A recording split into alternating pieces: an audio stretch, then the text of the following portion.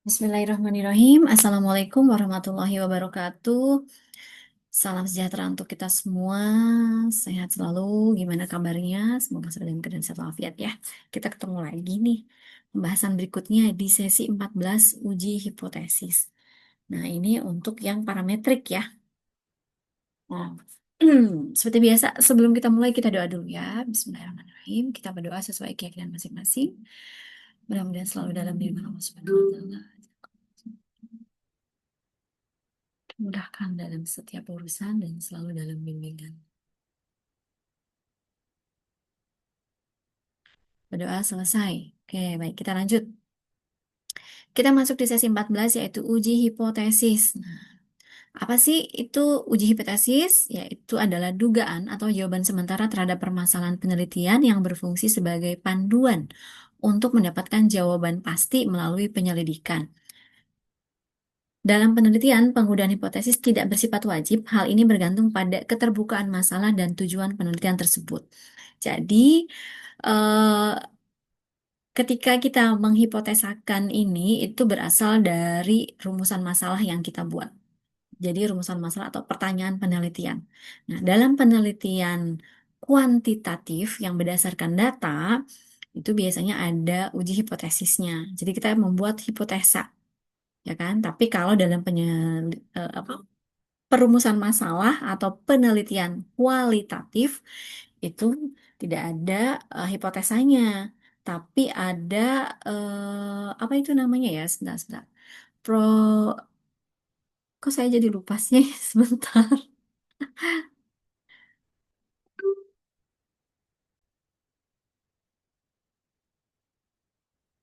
Proposisi ya, nah proposisi ya. Jadi kalau dalam penelitian kuantitatif itu biasanya berbasis data real. Nah, data real itu misalnya datanya udah jadi gitu kan, angkanya udah jadi. Nah, kalau kualitatif, jadi penelitian itu ada dua jenis ya, ada kuantitatif, ada kualitatif. Nah, kalau jenis datanya ada sekunder dan primer. Nah, kalau sekunder itu adalah data yang sudah tersedia, sudah jadi, kita tinggal ambil seperti data BI. Kalau primer, datanya kita ambil dari langsung objek penelitian. Nah, terlepas dari jenis datanya itu kuantitat, apa, primer atau sekunder. Nah, untuk jenis penelitiannya ini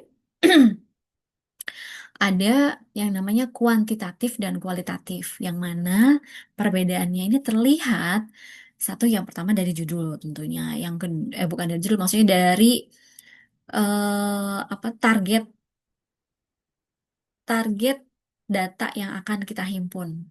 Ya, dari variabel yang diangkat, kemudian targetnya apa, pakai data sekunder atau data primer, kemudian jenis penelitiannya kan sudah bisa kebaca tuh apa kualitatif atau kuantitatif.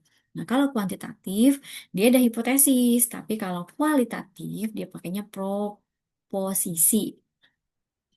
Mengapa beda? Nah, bedanya untuk kuantitatif itu berangkatnya dari teori, makanya biasanya kalau dalam penelitian itu kita harus juga menyesuaikan. Kita misalkan meneliti tentang apa perubahan penjualan, maka berarti kita harus menyesuaikan sama teorinya. Teori yang digunakan misalnya teori pemasaran, kemudian teori consumer behavior. Nah, jadi teori-teori itu harus sesuai sama penelitian atau variabel-variabel atau judul ya. Jadi variabel itu kan tercermin dalam judul yang kita gunakan. Lalu diuji deduktif ya.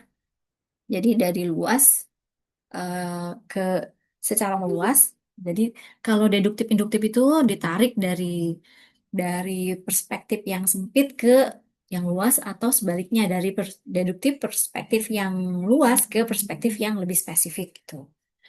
Dan kuantitatif ini untuk menguji biasanya berbasis angka-angka dan variabelnya tetap.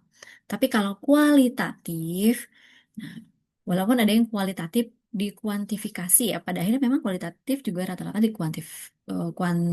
dikuantifisir, artinya dihitung juga secara angka. Kualitatif itu seperti melalui kuesioner, wawancara. Nah, ini berangkat dari realitas kejadian-kejadian di lapangan yang bisa dipahami, metodenya induktif dan biasanya berbasis eksplorasi. Nah, kualitatif ini nggak langsung melototin angka, tapi dia berdasarkan makna. Misalnya,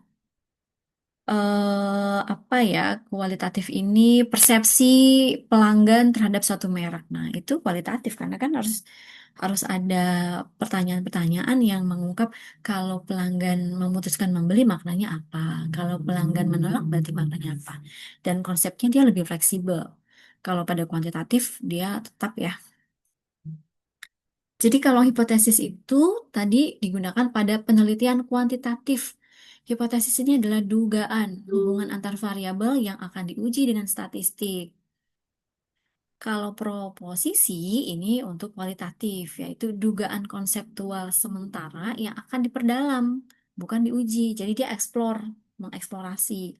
Bentuknya nanti lebih naratif, bukan simbol matematika. Tapi kalau di kuantitatif, itu nanti ada model matematis dari regresinya, gitu.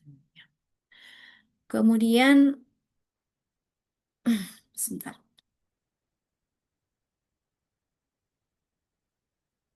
Nah, terus kalau ada pertanyaan, kenapa sih kualitatif nggak pakai hipotesis?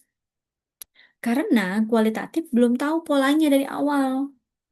Justru dia itu mencari pola, makanya tidak boleh dikunci dengan hipotesis.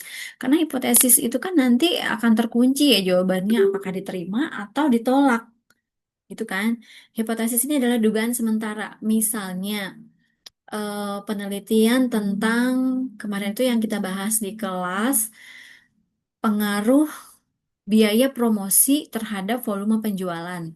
Nah, dugaan sementaranya atau hipotesisnya, biaya promosi ini akan berpengaruh nggak sih sama volume penjualan? Secara alur logika itu berpengaruh kan? Ya nggak? Kalau biaya promosi ada, promosinya kan berarti kan berjalan tuh ditingkatkan kan biaya itu kan berarti ada aktivitas yang terjadi yaitu aktivitas promosi. Maka akan menjadi memungkinkan mendongkrak biaya apa peningkatan volume penjualan. Jadi penjualannya meningkat. Itu kan berarti hipotesisnya adalah positif, H1 positif untuk X1-nya ya misalnya. Nah, dugaan ini berarti kita sudah tahu nih arahnya, apakah akan positif atau akan negatif. Nah, kita menduga bahwa hasilnya akan positif. Kemudian nanti kita samakan dengan penelitian-penelitian yang lain tentang ini. Nah, nanti kita masukin tuh dalam penelitian kita bahwa memang kenapa kita kita angkat atau kita setujui bahwa hipotesis antara si biaya distribusi, maaf, yang kemarin X1-nya biaya promosi dengan volume penjualan itu positif akan berpengaruh berdasarkan penelitian si ini, si ini, si ini. Tapi alur logisnya kita punya sebagai dugaan sementara itu, ya kan? Kan logikanya begitu ya.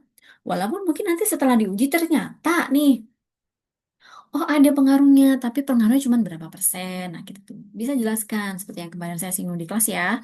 Dari pengaruh pengaruh tersebut hubungannya berapa persen, kemudian determinasinya seberapa persen pengaruh keseluruhannya juga memperjelas dari volume penjualan itu berapa persen. Kita bisa mengurai lebih detail.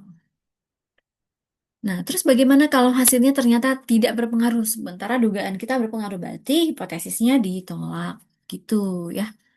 Jadi mudah-mudahan bisa dipahami ya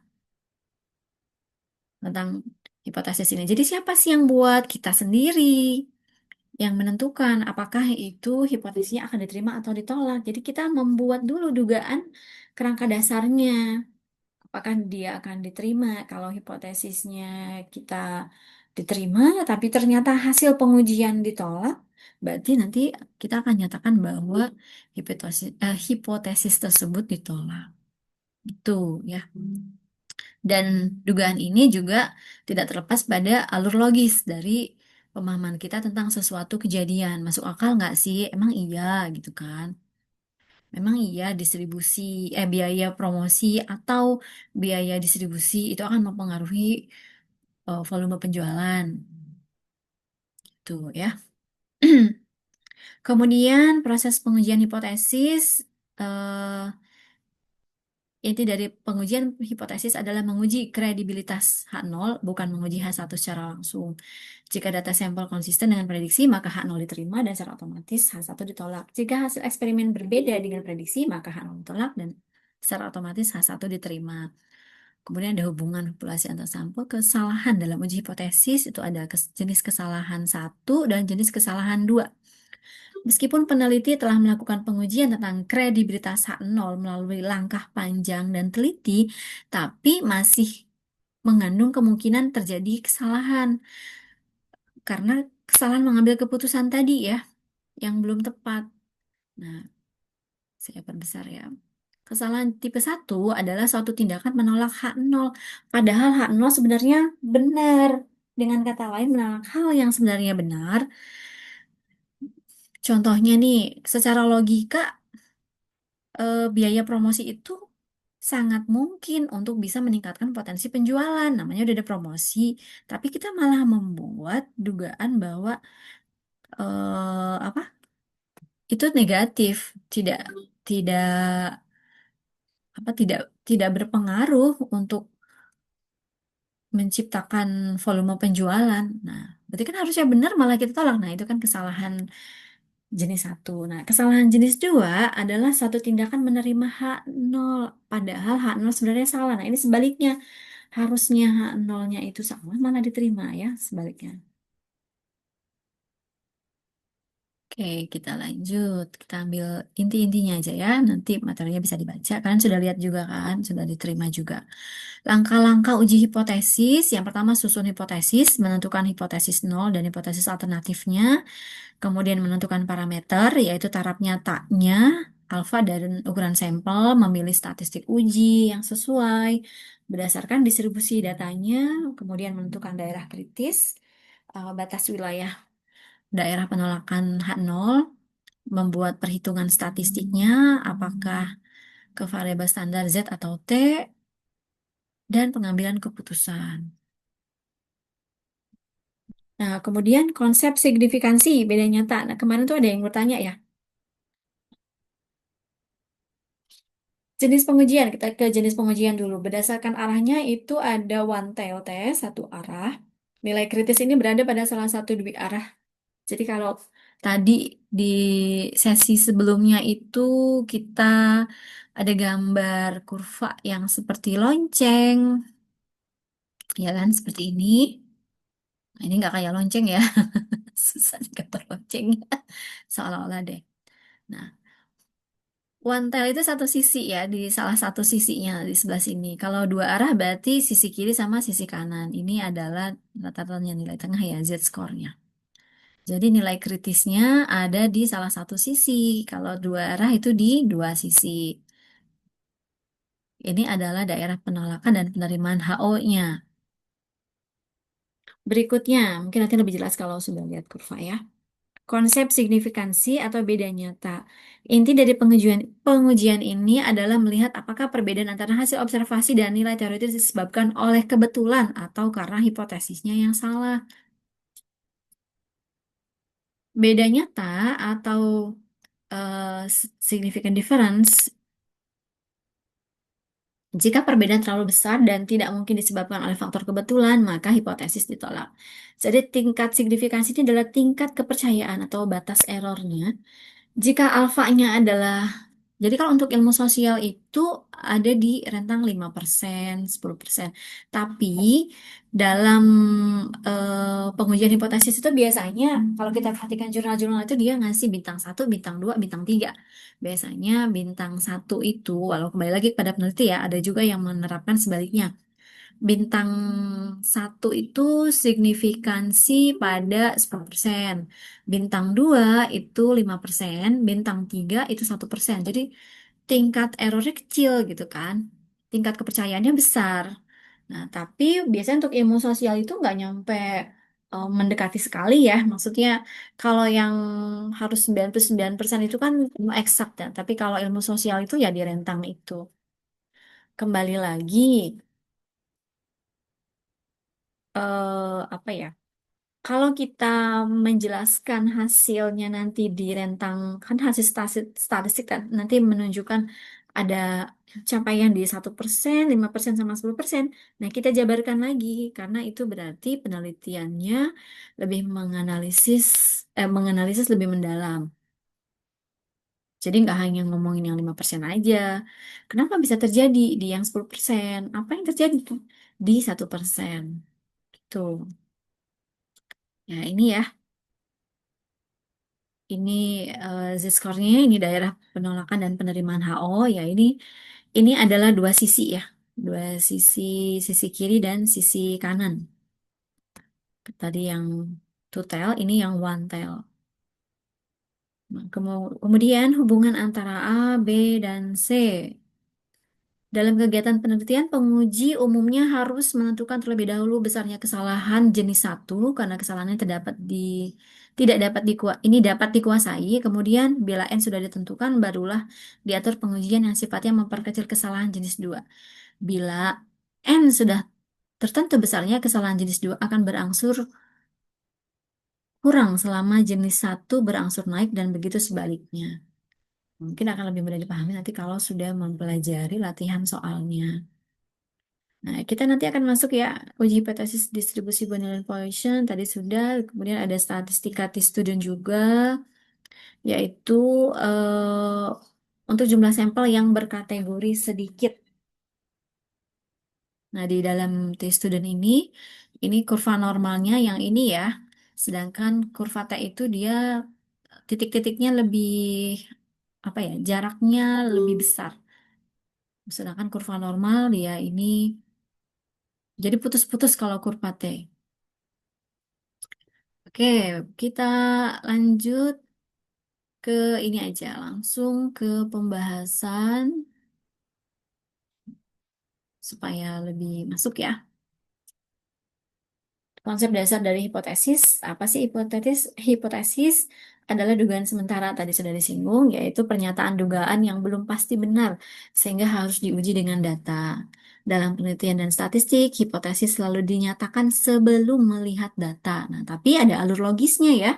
Yang tadi saya sampaikan, ketika kita mau menduga apakah ada keterkaitan, ada pengaruh kah, ada hubungan kah, tapi kan secara logis selain kita memang sudah punya referensi atau acuan dari jurnal sebelumnya, kita juga punya pemahaman logis tentang hal itu. Dua jenis hipotesis utama ada hipotesis nol atau H0, disebut juga hipotesis awal, yang menyatakan tidak ada perbedaan atau tidak ada pengaruh.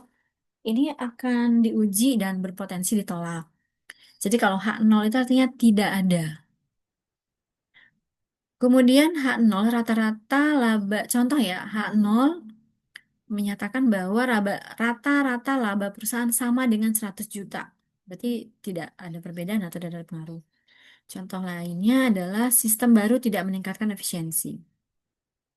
Hipotesis alternatif H1 atau H alternatif ini menyatakan H1, jadi boleh dinyatakan H1 atau HA ya untuk yang alternatifnya. Kalau nanti ketemu H1 berarti itu adalah hipotesis alternatif atau HA itu adalah hipotesis alternatif. Menyatakan ada perbedaan atau ada pengaruh. Jadi kalau H1 itu berarti ada perbedaan. Ini yang akan dibuktikan oleh peneliti, ada perbedaan atau ada pengaruh. H1 berarti rata-rata laba. Contoh ya, masih terkait sama yang tadi, rata-rata laba tidak sama dengan 100 juta. Atau sistem baru meningkatkan efisiensi. Cara mudah mengingatnya, H0 itu tidak ada apa-apa. H1 atau HA berarti ada sesuatu yang berbeda. Jadi H0 itu nggak ada yang terjadi. Logika dasar untuk uji hipotesis ini tanpa rumus ya, karena memang harus logis dulu. Uji hipotesis bukan soal hitungan dulu, tapi alur berpikir. Yang pertama kita punya klaim awal, HO. Jadi kalau nggak ada apa-apanya itu, ini emang ada apa-apa atau nggak ada apa-apa sih gitu kan. Normalnya itu dalam hubungan ini sebenarnya terjadi sesuatu atau tidak terjadi sesuatu. Kita ambil data sampel, kemudian kita lihat apakah data masih masuk akal. Jika klaim awalnya benar, contoh seperti tadi, eh, pengaruh biaya promosi terhadap volume penjualan. Nah, kalau kita ambil H0 tidak ada apa-apa, emang nggak berpengaruh? Nggak juga, berarti kan H0-nya ditolak, yang berlaku kan H1, ya kan? Karena kan potensi berpengaruhnya sangat-sangat mungkin gitu kan.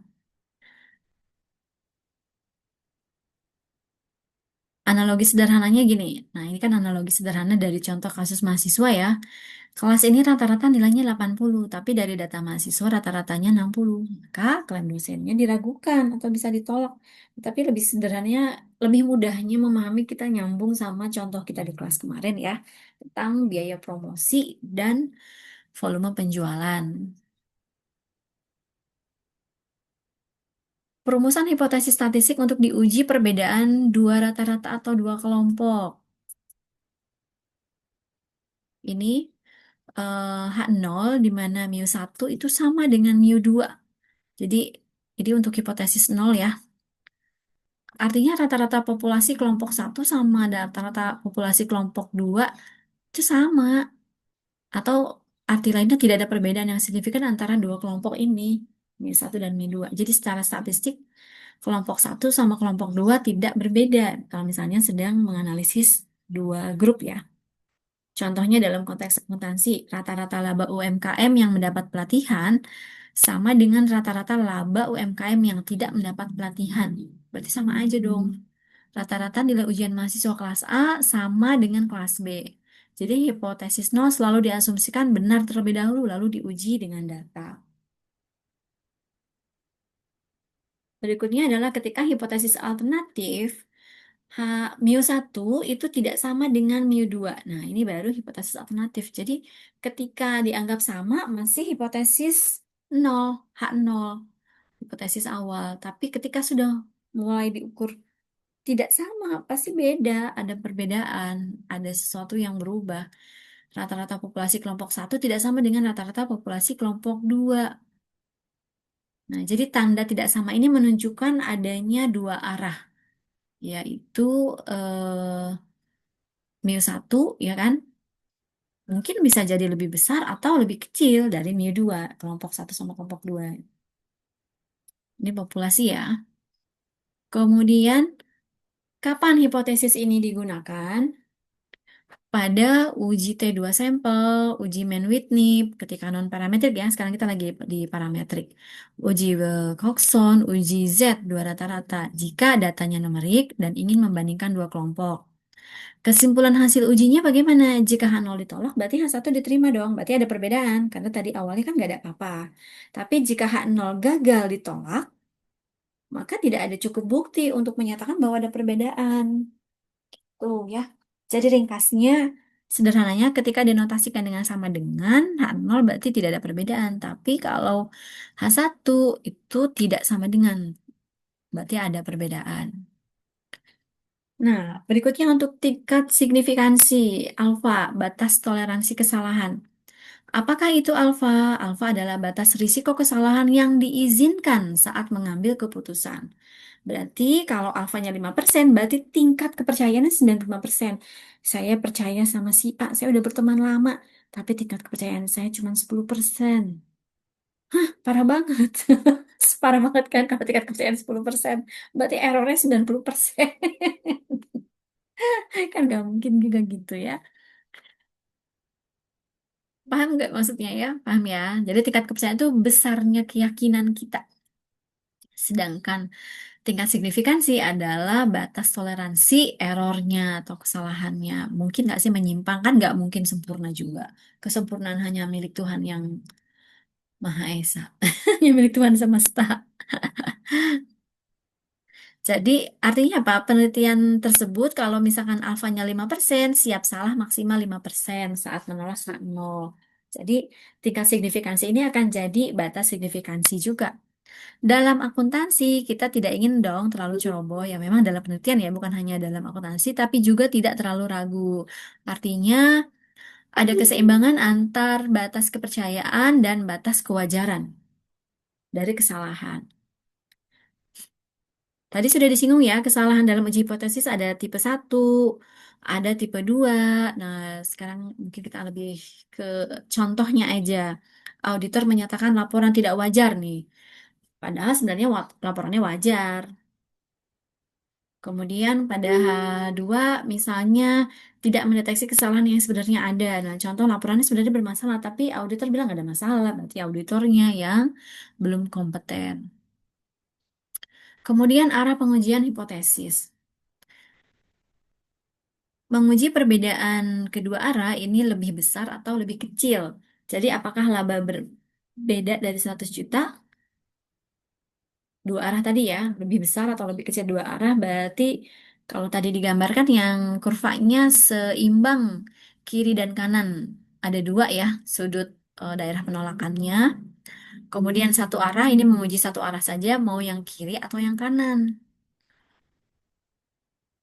Keputusan akhir dalam uji hipotesis ada dua keputusan, yaitu H0, berarti buktinya tidak cukup kuat, klaim awalnya tidak didukung, dan sebaliknya ya, kalau H0 berarti ya tidak cukup kuat buktinya. Nah, kesimpulan untuk uji hipotesis ini adalah alat pengambilan keputusan berbasis data untuk menilai apakah suatu dugaan masih masuk akal atau harus ditolak. Jadi urutan berpikirnya tentukan H0 dan H1, tetapkan tingkat resiko ya dengan batas signifikansi tadi, kumpulkan data, bandingkan data dengan klaim awal dan ambil keputusan. Jadi setelah kita paham logikanya, barulah statistik memberikan alat hitung seperti z-test, t-score, chi-square, dan ANOVA untuk membantu keputusan secara objektif. Nah, ini ada suplemen tambahan untuk memperkuat pemahaman tentang signifikansi. Karena kemarin temannya tanya ya, jadi saya tambahin tuh supaya temannya bisa lebih paham. Kapan kita menentukan arah uji itu kiri, kanan, atau dua arah? Arah uji ditentukan dari hipotesis penelitian H1, bukan dari datanya. Ya kan, kalau digambarkan seperti ini kan kurvanya. Ada. Ini ya, kalau udah ini. Anggap aja ini simetris ya, anggap aja. Nah, ketika ini adalah populasinya ya, ini lebih besar dari mu 0 itu adalah uji satu arah kanan, daerah kritisnya. Berarti ini di kanan. Ini kan Z-score-nya ya, rata-rata. Z-score. Nah, ini ada di kanan. Ketika lebih kecil, ini kan lebih besar. Lebih kecil berarti ada di uji arah kiri. Kalau lebih kecil. Nah, kalau tidak sama berarti maka itu adalah uji dua arah. Berarti keduanya diuji. Tuh, tel. Nah, kalau salah satu aja cuma eh, misalkan pada taraf signifikansi 0,05%, berarti 5% ya. Maka segini aja kalau salah satu ya, baik itu yang uji arah kanan atau kiri. Tapi kalau dua arah berarti 0,5 dengan tingkat kepercayaan 5% tadi dibagi dua karena kan dia kiri sama kanan. Tuh. Makna uji kanan kiri ya, uji kanan right tail dipakai jika membuktikan bahwa nilai lebih besar dari standar. Nah, Z-score ini kan rata-ratanya ya, standarnya rata-rata itu kan. Nah, ini lebih besar maka ke kanan. Kalau lebih kecil maka di kiri. Contoh, apakah laba UMKM lebih besar dari target 10 juta? Nah, Z-score-nya 10 juta. Nah, kalau dia dapat 15 juta, berarti dia ada di mana? Berarti dia ada di kanan di sini ya. Tapi kalau dia dapatnya 9 juta, berarti dia ada di kiri gitu hipotesisnya. Ya. Kemudian tadi untuk uji kiri sudah ya sekalian ya. Kita ambil contoh yang lain. Apakah tingkat piutang macet lebih kecil dari batas OJK 5%? Misalkan OJK punya batas ambang batas 5% di sini. Nah, ternyata dari batas 5% ini yang macet kreditnya itu eh ada berapa tuh? Misalnya kurang dari 5% ternyata. Mereka sangat rigid ya, artinya sangat patuh sehingga mereka bisa menekan sampai di bawah batas. Nah, berarti ada di posisi kiri. Untuk uji dua arah, ini ada beda atau tidak tanpa arah? Tadi ya, dua sisi tadi ya. Jadi ini nggak harus melihat ada perbedaan atau tidak. Ini diuji dua arah. Pakainya tutel. Kemudian kita masuk ke alat hitung statistik toolsnya untuk uji hipotesis ini. Sebentar, saya hapus dulu gambarnya biar nggak mengganggu.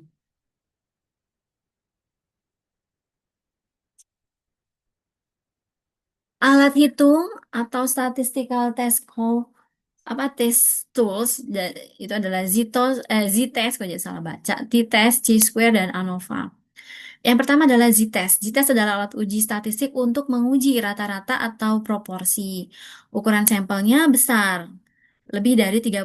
Simpangan baku populasi atau tetanya diketahui. Ya, jadi diketahui nih apakah nilai rata-rata sampel cukup jauh dari rata-rata populasi menurut standar deviasi.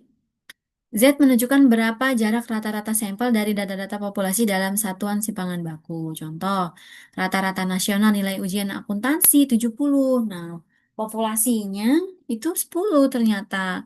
Di kampus A diambil 40 mahasiswa, rata-rata nilainya 75. Pertanyaannya, nilai mahasiswa kampus A berbeda signifikan dari rata-rata nasional enggak? Langkah logikanya yang pertama, bandingkan,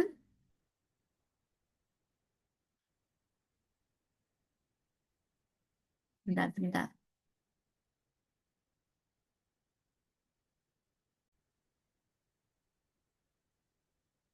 Apakah nilai mahasiswa kampus A berbeda signifikan dari rata-rata nasional?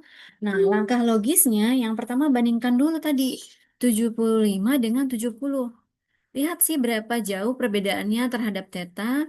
Hasilnya dinyatakan dalam nilai Z dan jika Z berada di daerah penolakan, bagaimana? Apakah ada perbedaan signifikan? Kapan dipakai? Nah, ini sampelnya besar ya, datanya numerik diketahui, kemudian simpangan baku atau tetanya juga diketahui. Kemudian berikutnya adalah t-test. T-test digunakan untuk menguji rata-rata, sampelnya kecil, kurang dari 30, eh, teta populasi atau simpangan baku populasi tidak diketahui, paling sering dipakai dalam penelitian skripsi atau tesis. Nah, simpangan baku itu tingkat errornya standar deviasi ya. Jenis t-test ini ada one sample t-test, satu kelompok versus standar, independent t-test, dua kelompok berbeda, dan paired t-test. Ini berarti tentang sebelum dan sesudah untuk paired t-test. Contoh, untuk independent t-test, kelompok A UMKM yang mendapat pelatihan dan kelompok B UMKM tanpa pelatihan. Rata-rata labanya 8 juta dan 6 juta. Pertanyaannya, apakah perbedaan laba itu signifikan atau hanya kebetulan sampel?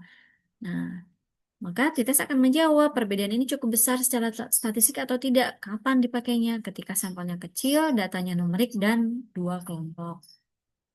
Berikutnya kita masuk ke chi-square atau x kuadrat. Chi-square digunakan untuk data kategori, bukan angka-angka. Melihat hubungan atau kecocokan, jadi bukan untuk rata-rata. Jenis chi-square ada dua, chi-square independensi, yaitu hubungan dua variabel, dan chi-square goodness of fit, kesesuaian dengan teori. Yang paling sering dipakai yang goodness of fit ya. Contohnya jenis usaha UMKM atau non-UMKM. Dari sisi kepatuhan pajak, apakah patuh atau tidak patuh? Misalnya dari UMKM yang patuh, ada 40, yang tidak patuh ada 10. Kalau non-UMKM yang patuh ada 30, yang tidak patuh ada 2. Pertanyaannya mungkin yang muncul kalau dalam penelitian jenis ini adalah apakah jenis usaha berhubungan dengan keputusan pajak? Chi-square akan membandingkan data aktualnya dan data harapan jika tidak ada hubungan. Kapan dipakai? Ketika datanya kategori tadi ya. Tadi kan dibagi dua kategori, UMKM dan non-UMKM. Tidak berbentuk rata-rata dan hubungan antar variabel. Berikutnya adalah ANOVA, Analysis of Variance. ANOVA digunakan untuk membandingkan lebih dari dua rata-rata. Ini lebih dari dua rata-rata. Menghindari banyaknya t-test, ini yang berbahaya ya, karena kalau t-testnya banyak, akhirnya jadi perhitungannya bias. Apakah variasi antar kelompok lebih besar daripada variasi dalam kelompok? Rata-rata nilai akuntansi misalnya A 75, B-nya 78, C-nya 82.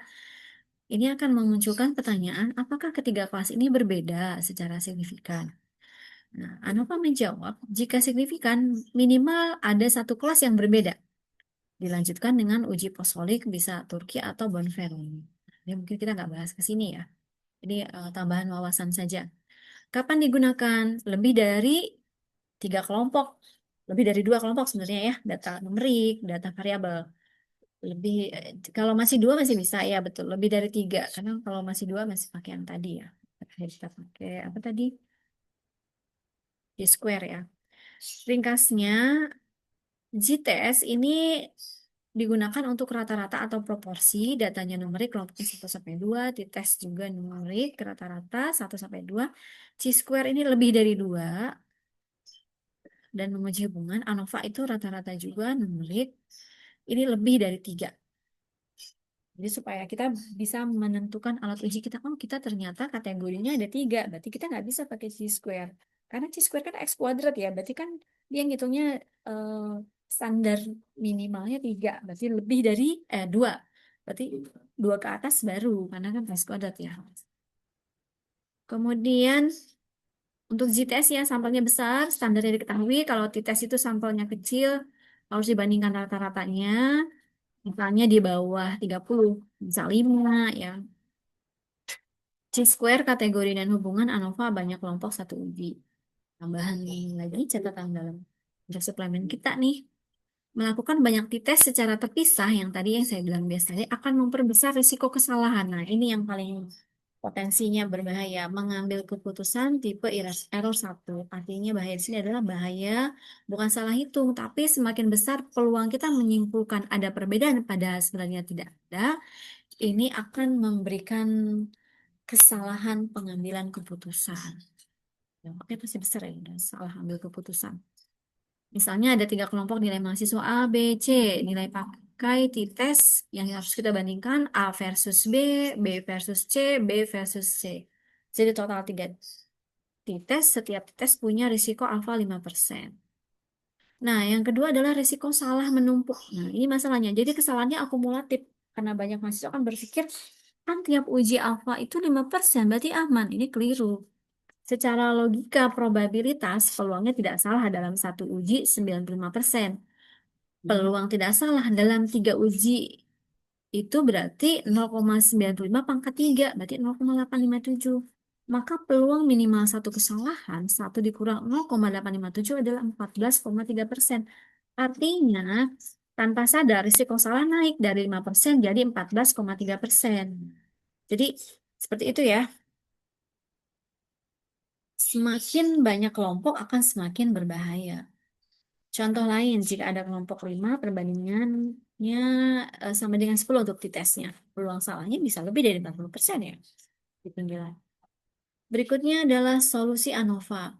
ANOVA tidak membandingkan satu persatu. ANOVA menjawab dulu pertanyaan besar. Apakah secara keseluruhan ada perbedaan rata-rata antar kelompok? Hasil satu uji dengan satu alfanya 5% ini adalah resiko kesalahan tetap terkontrol. Logika dalam ANOVA dan membandingkan variasi antar kelompok dan variasi dalam kelompok. Jadi dia membandingkan di antara misalkan sekolah A sama sekolah B dan di dalamnya sendiri. Variasi antar kelompok ini apakah jauh lebih besar dari variasi di dalam kelompoknya sendiri? Jadi membandingkan nggak usah jauh-jauh, misalnya kelas A sama kelas B. Terus di dalam kelas sendiri ada 20 mahasiswa misalnya. Variasi dalam kelasnya sendiri bagaimana? Nah, jadi kemungkinan besar memang ada perbedaan nyata. Perbedaan rata-rata kelompok jauh lebih besar dibandingkan variasi alami data di dalam kelompok, sehingga perbedaan tersebut layak dianggap nyata dan bukan kebetulan. Dan sering dinyatakan dengan F statistik, ya, Anokai. Ini bukan sekadar lebih besar, tapi perbedaannya jelas, selisihnya signifikan, tidak mungkin karena kebetulan. Jadi nggak mungkin karena kebetulan, karena ini udah pasti nyata informasinya. Jadi kalau F statistik ini adalah perbedaan yang cukup besar untuk dipercaya secara statistik, karena variasi antar kelompok ini jauh lebih besar dari variasi kelompok.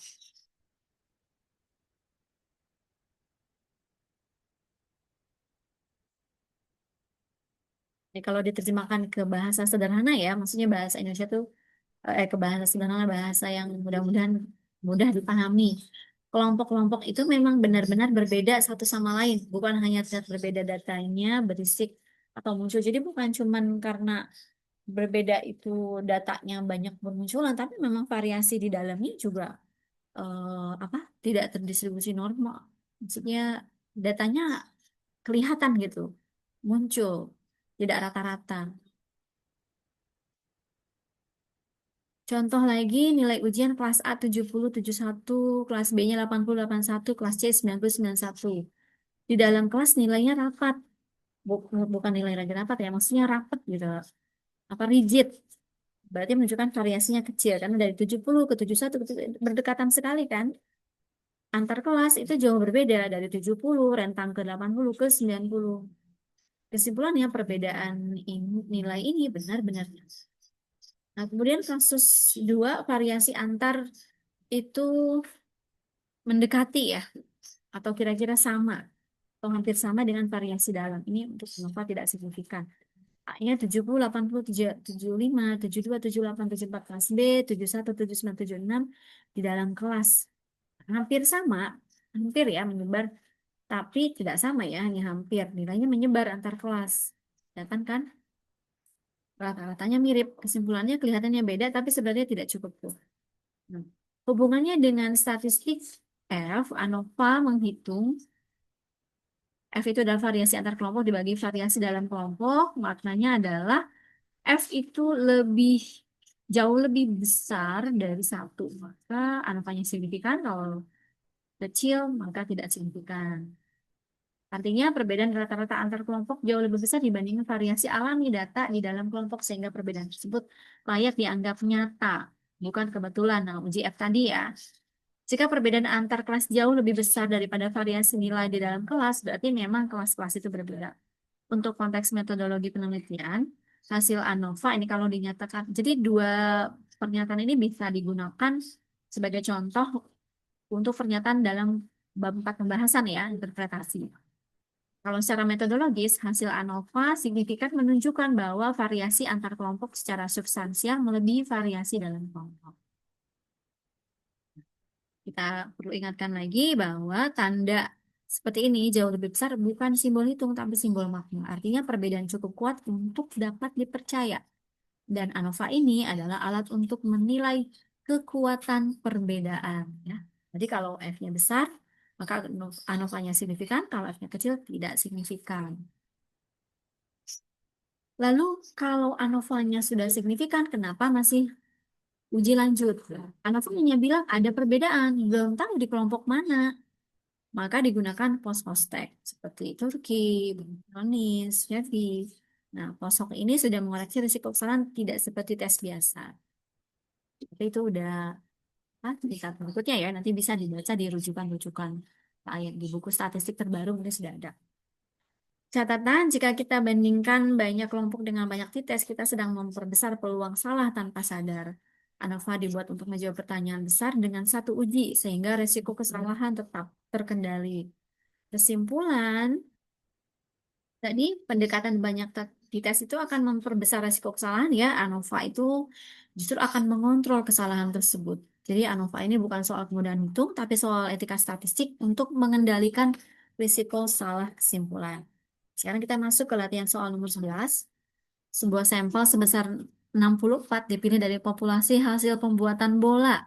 Setelah diadakan penelitian, ternyata 8 bola dinyatakan tidak memenuhi ketentuan kualitas yang diharapkan.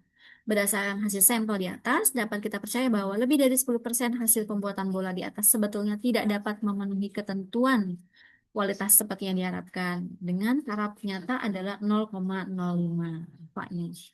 Nah, kita lihat dari soal, diketahui ukuran sampel 64, bola yang tidak kualitas X sama dengan 8. Proporsi dugaan awal dalam soal itu 10% ya. Bahwa lebih dari 10% hasil pembuatan bola di atas sebetulnya tidak dapat memenuhi kualitas. Tarif nyata, taraf nyata alfa pada 0,05. Pertanyaannya, apakah kita dapat percaya bahwa lebih dari 10% hasil pembuatan bola tidak memenuhi kualitas? Kalimat lebih dari 10% adalah kunci dari angka pengujian. Pertama kita harus menentukan hipotesis. Karena yang diuji adalah proporsi barang cacat, maka hipotesis nolnya adalah proporsi bola yang tidak memenuhi kualitas tidak lebih dari 10%. Jadi hipotesis nolnya adalah eh, proporsi proporsi dari P, ini probabilitas ya, probabilitas barang yang cacat tadi, kurang dari atau sama dengan 10%. Untuk hal satunya, proporsi bola yang tidak memenuhi kualitas lebih dari 10%. Berarti ini adalah uji satu arah kanan. Karena tadi apa? Yang dicari yang lebih besar ya untuk hal satunya. Grafik.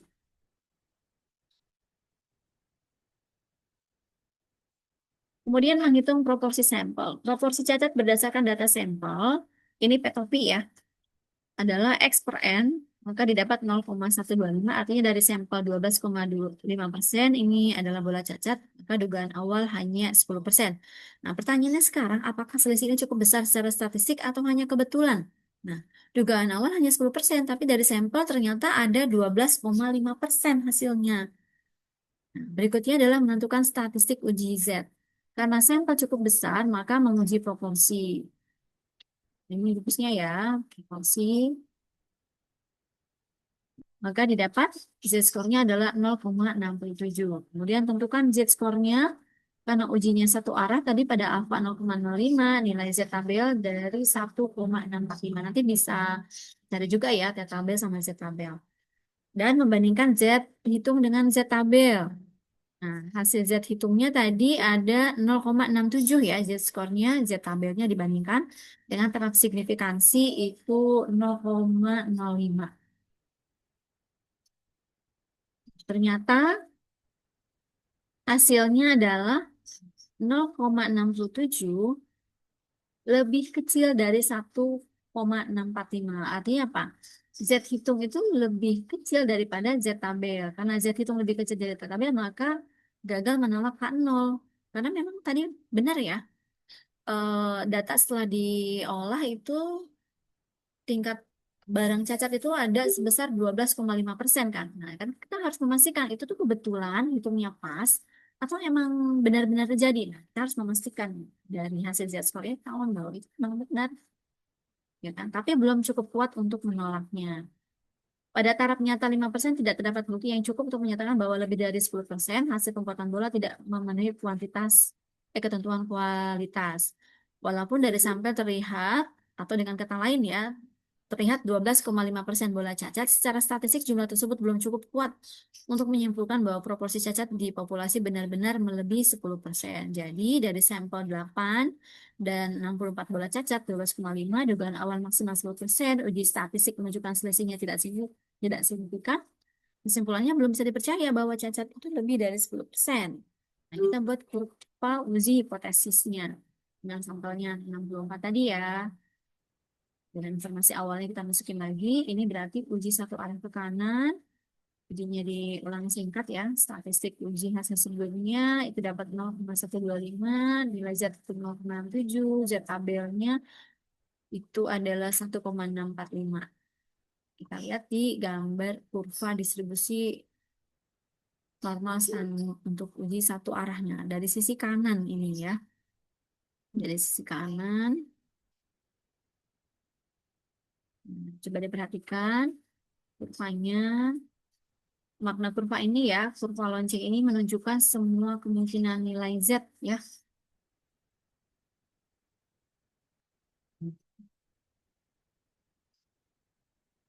Kurva ini menunjukkan semua kemungkinan nilai Z. Daerah asiran di kanan itu adalah daerah penolakan H0, yaitu arah yang sangat jarang terjadi. Jika H0-nya benar, maka nilai batasnya adalah Z1645.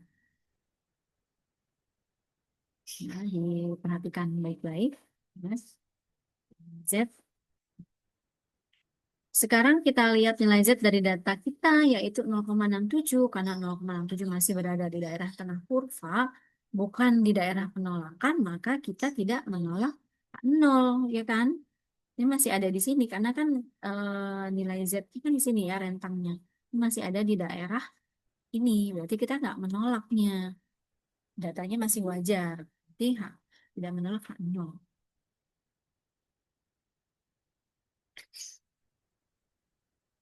Karena kalau kita menolak H nol berarti datanya ekstrim banget ya, ya emang terjadi gitu. Dan itu bisa tinggi, ya kan? Ketika kita mulai menolak H nol kan ekstrim ya, tinggi ya. Ada di sini kan batasannya. Dan ketika tidak menolak H nol berarti datanya masih wajar.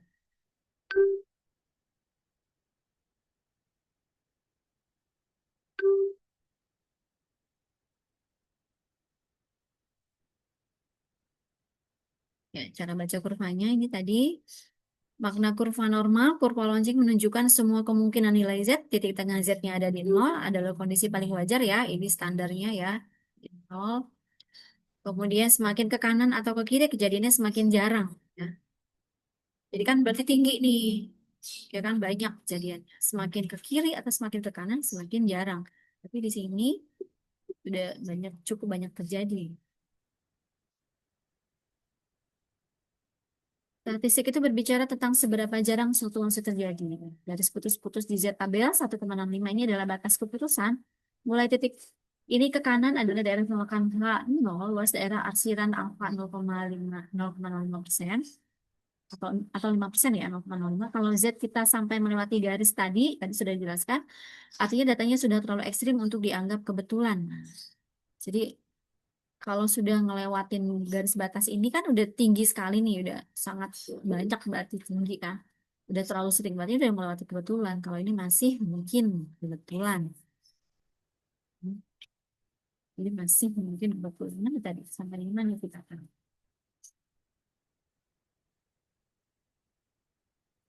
Hubungan kurva dengan keputusan statistik, yaitu tidak melewati Z tabel, tidak masuk dalam penolakan, dan gagal berarti menolak HO. Jadi bukan karena HO pasti benar, tapi karena buktinya belum cukup kuat untuk menolaknya.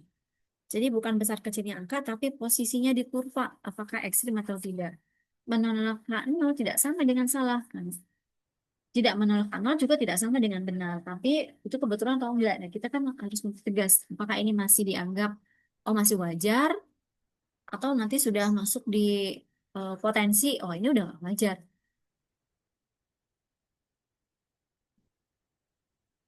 Statistik sekali lagi bukan soal hitung cepat, tapi soal menilai risiko membuat keputusan yang salah. Jadi, kurva ini menunjukkan semua kemungkinan nilai Z daerah asiran di sebelah kanan adalah daerah penolakan HO, yaitu area yang sangat jarang terjadi jika H0-nya benar. Ya. Oke, kita cukup sampai di sini untuk sesi ini. Terima kasih. Sampai ketemu lagi di sesi berikutnya. Assalamualaikum warahmatullahi wabarakatuh.